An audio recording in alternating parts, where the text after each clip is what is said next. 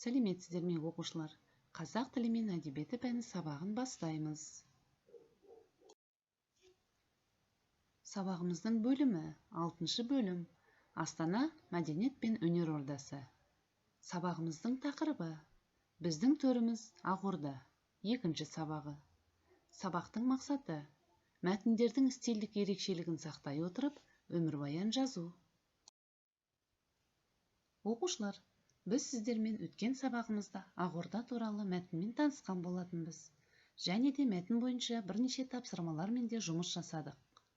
Ендеше, бүгінгі сабағымызды Ақорда сөзіне кластер жасаудан бастайық.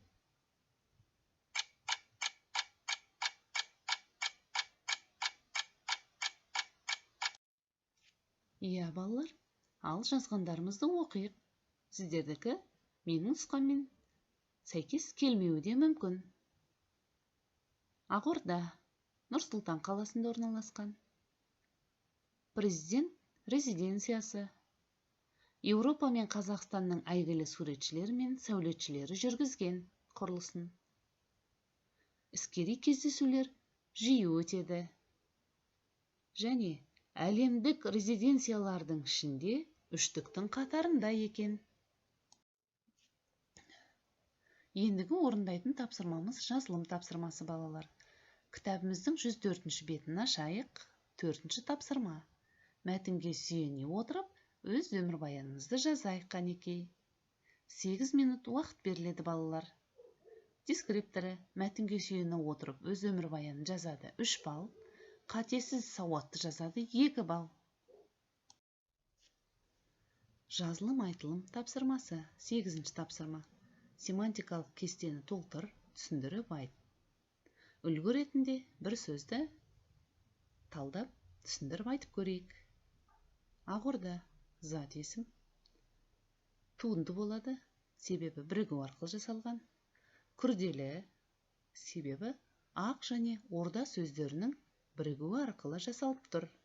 Деректі, себебі ғимараттың атауы.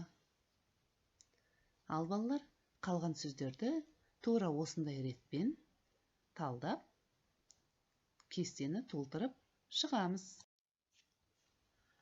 Ендеше оқушылар, бүгінгі сабағымыздың соңғы тапсырмасы кім жылдам деп аталады? 10 тапсырма. Берілген сөйлемдерден қате жазылған сөзді тап, себебін айт. Үлгі ретінде бір сөзді көрсетейік. Ақорда Қазақстан Республикасы президентінің резиденциясы. Бұл жердегі қате сөз президентінің. Президентінің емес, нің қосымшасы жазылуы керек. Себебі президенті жіңішке буынды сөз, сондықтан қосымша да жіңішке жалғануы тиіс. Ал қанекей балалар, келесі сөйлемдерді кім жылдам осылай талдап айтып берер екен? Балалар, бүгінгі сабақ барысында орындалған тапсырмалардың барлығын WhatsApp желісі арқылы жібереміз.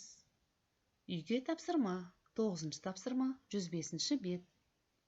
Біздің әлі 12 минут уақытымыз бар. Сондықтан қазір онлайн мектеп платформасына кірейік. Бүгінгі күннің тапсырмаларын орындаймыз. Ал сәттілік, сау болыңыздар балалар.